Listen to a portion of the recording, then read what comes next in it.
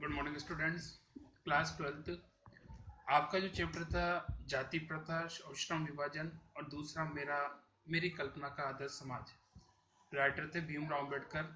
जैसा कि मैंने आपको कल बताया कि किस प्रकार से जाति प्रथा एक बहुत बड़ी बेरोजगारी का कारण भी है और उसके पीछे जो सबसे बड़ा कारण है वो कारण ये बताया कि समाज के अंदर इस बात को देखा जाता है कि व्यक्ति अपनी जाति से इतना बन जाता है कि वो अपने व्यवसाय तक को भी बदल नहीं पाता है।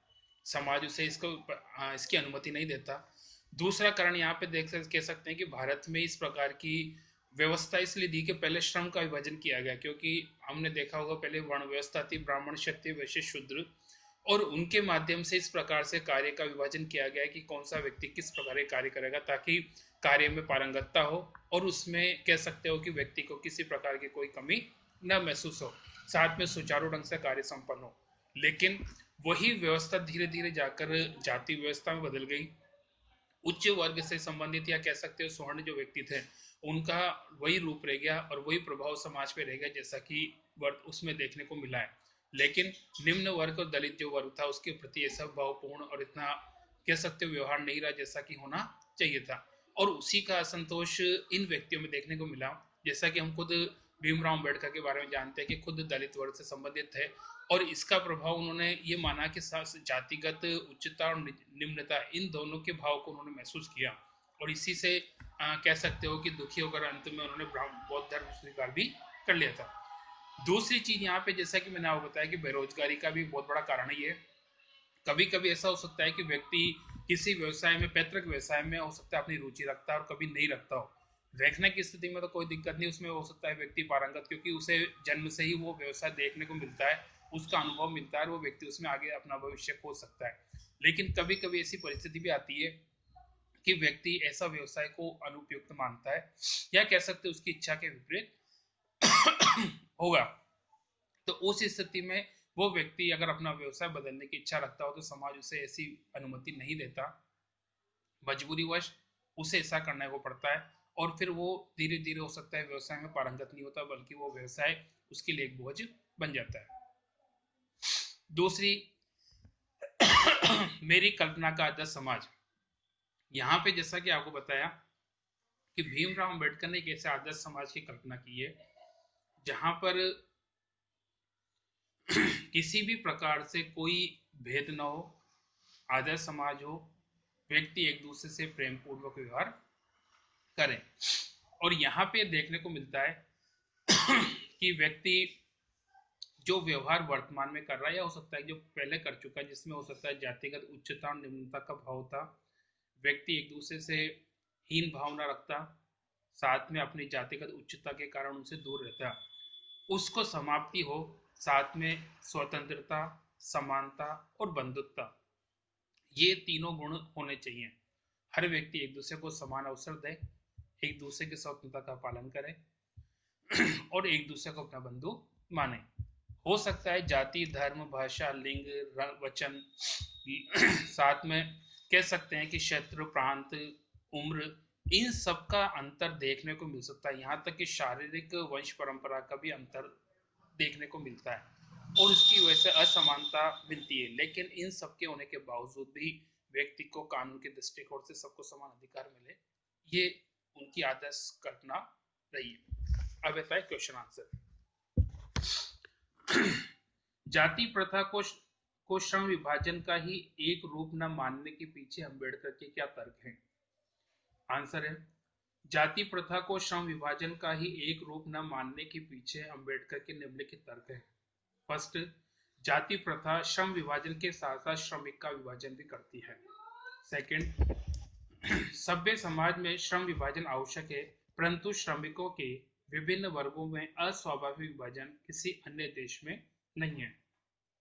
थर्ड, भारत की जाति प्रथा में श्रम विभाजन मनुष्य की रुचि पर आधारित नहीं होता, वो मनुष्य की क्षमता या प्रशिक्षण को दरकिनार करके जन्म पर आधारित पेशा निर्धारित करती है। फोर्थ, जाति प्रथा मनुष्य को विपरीत परिस्थितियों में पेशा बदलने की अनुमति नहीं देती, फलतः भूखे मरने की नौबत आ जाती है।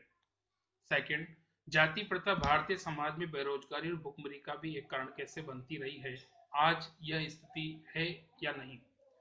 आंसर है जाति प्रथा भारतीय समाज में भुखमरी और बेरोजगारी का कारण भी बनती रही है। भारत में जाति प्रथा के कारण व्यक्ति को जन्म के आधार पर एक पेशे में बांध दिया जाता था। इस निर्णय में व्यक्ति की रुचि, योग्यता या कुशलता का ध्यान नहीं रखा जाता। उसे पेशे से गुजारा होगा या नहीं, इस पर भी विचार नहीं किया जाता था।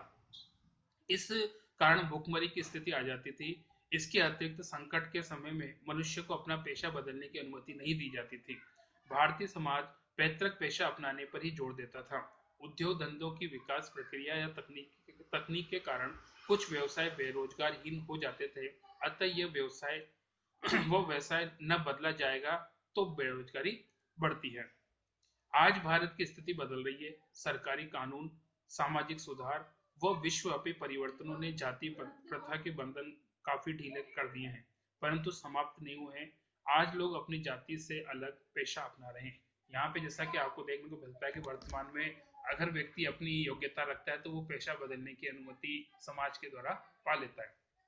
नेक्स्ट, लेखक के मत में दासता की व्यापक परिभाषा क्या है, समझाइए। लेखक के मत में दासता से अभिप्राय केवल कानूनी पराधीनता नहीं है। दासता की व्यापक परिभाषा है किसी व्यक्ति को अपने व्यवसाय चुनने की स्वतंत्रता न देना। इसका सीधा अर्थ है उसे दासता में जकड़ कर रखना। इसमें कुछ व्यक्तियों को दूसरों लोगों द्वारा निर्धारित व्यवसाय कर्तव्यों का पालन करने के लिए विवश होना पड़ता है। नेक्स्ट, शारीरिक वंश परंपरा और सामाजिक उत्तराधिकार की दृष्टि से मनुष्यों में असमानता संभावित रहने के बावजूद अंबेडकर समता को एक व्यवहार्य सिद्धांत मानने का आग्रह क्यों करते हैं, इसके पीछे उनके क्या तर्क हैं। शारीरिक वंश परंपरा और सामाजिक उत्तराधिकार की दृष्टि से मनुष्यों में असमानता संभावित रहने के बावजूद डॉक्टर अंबेडकर समता को एक व्यवहार्य सिद्धांत मानने का आग्रह करते हैं, क्योंकि समाज को अपने सभी सदस्यों से अधिकतम उपयोगिता तभी प्राप्त हो सकती है जब उन्हें आरंभ से ही समान अवसर और समान व्यवहार उपलब्ध कराए जाएं। व्यक्ति को अपनी क्षमता के विकास के लिए समान अवसर देने चाहिए। उनका तर्क है कि उत्तम व्यवहार के हक में उच्च वर्ग बाजी मार ले जाएगा, अतः सभी व्यक्तियों के साथ समान व्यवहार करना चाहिए। क्वेश्चन नंबर फिफ्थ, सही में अंबेडकर ने भावनात्मक समत्व की मानवीय दृष्टि के तहत जातिवाद का उन्मूलन चाहा है, जिसकी प्रतिष्ठा के लिए भौतिक स्थितियों और जीवन सुविधाओं को का तर्क दिया जाता है। क्या आप इससे सहमत हैं? हम लेखक की इस बात से सहमत हैं जिन्होंने भावनात्मक समत्व की मानवीय दृष्टि के तहत जातिवाद का उन्मूलन चाहा है, जिसकी प्रतिष्ठा के लिए भौतिक स्थितियों और जीवन सुविधाओं का तर्क दिया जाता है। भावनात्मक समत्व तभी आ तभी आ सकता है जब समान भौतिक स्थितियां और जीवन सुविधाएं उपलब्ध होगी। समाज में जाति प्रथा का उन्मूलन समता का भाव होने से ही हो सकता है। मनुष्य की महानता उसके प्रयत्नों के परिणाम स्वरूप होनी चाहिए। मनुष्य के प्रयासों का मूल्यांकन भी तभी हो सकता है जब उसे समान अवसर मिले। शहर में कॉन्वेंट स्कूल और सरकारी स्कूल के विद्यार्थियों के बीच में स्पर्धा में कॉन्वेंट स्कूल का विद्यार्थी जीतेगा, क्योंकि उसे अच्छी सुविधा मिली है। अतः जातिवाद के उल्लंघन के बाद हर व्यक्ति को समान भौतिक सुविधा मिले और उनका विकास हो सकता है, अन्यथा नहीं। बाकी नेक्स्ट